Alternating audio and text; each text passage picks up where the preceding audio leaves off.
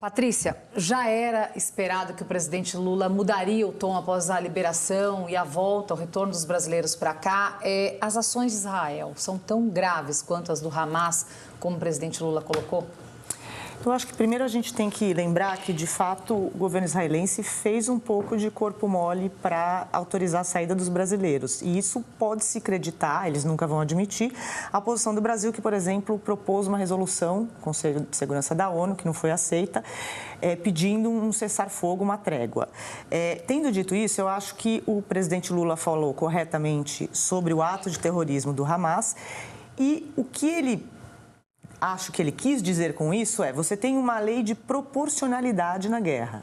Então, existiu uma retaliação, uma reação legítima de Israel, mas agora está num nível, numa proporção gigantesca. Então, o que ele está pedindo é que se pare por exemplo, quando Israel fala o Hamas está escondido nos hospitais.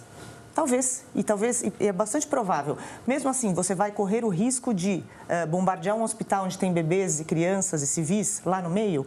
Então, acho que isso tem que estar na consideração de Israel, mesmo numa reação legítima a um ataque terrorista.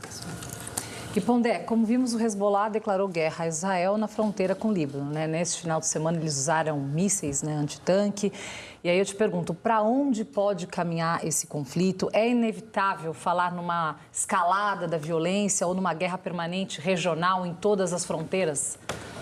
Assim, primeiro, violência na região existe há muito tempo, né? Então, não uma guerra declarada, porque inclusive Hezbollah e Hamas não são países, né? Os países árabes tentaram, desde 48, aniquilar Israel algumas vezes e perderam todas as guerras. Eu tenho a impressão ainda que a liderança do Hezbollah não quer uma guerra aberta com Israel.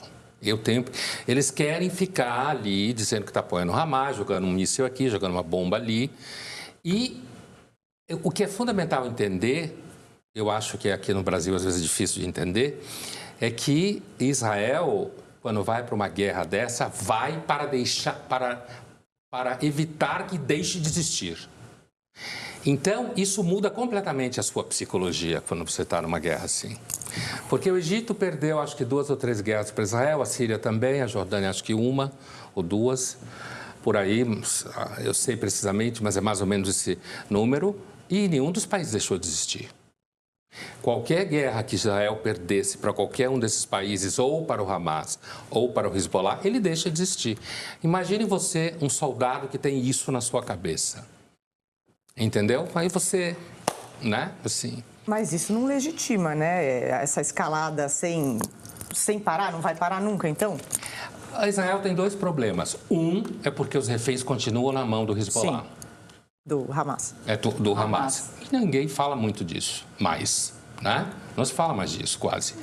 2 é que em Israel e na região, todo mundo sabe que o Hezbollah usa hospital, escola, como... Sim, é ilegal, mas mesmo assim você vai correr o risco de bombardear civil? Então, aí que tá. Bom, não é questão de bombardear civil. Quantos civis morrem em guerras? Não é questão de justificar. Entende? O verbo não é justificar.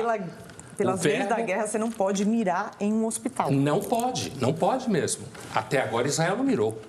Quem acertou o outro hospital, o estacionamento, foi o próprio Jihad Islâmico, por engano. Entendeu? Então...